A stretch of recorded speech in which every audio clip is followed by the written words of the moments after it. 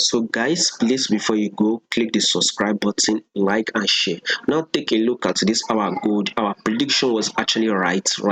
Once we highlighted that this our 4-hour time frame is actually ranging, I told you that this 4-hour time frame on this our gold we are still ranging, that we should actually look to actually range except the price breaks below this lows, which is our support, and it continues to drop, then you can actually short it.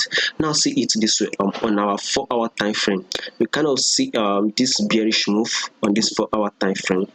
There was an impulse move downward, correction, impulse move down. So since then we've actually been ranging, which I am telling you that again we would actually be seeing a drop again to this support level. So once we see the drop to the support level again, I can assure you that we'll actually see that movement up again to the resistance level. Reason is that the next day, will be the last day of the week, which is Friday. I don't believe there would be any huge movement, or like kind of one kind of amazing movement that will change the direction of this goal.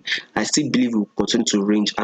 We've actually been ranging for some time. I think for 4-5 days now. You can see it 1, 2, 3. I think for this week, right, we've actually ranged on our goal. So we've actually ranged for this week on our goals. Definitely, we will continue to range on our goal to this to this weekend, which means this Friday there won't be any much movement. So basically, trade what you see in the game and not what you think. That is one rule of trading. What you see and not what you think. So what we can see is that our 4-hour time frame on gold is ranging. So definitely we have to range with it.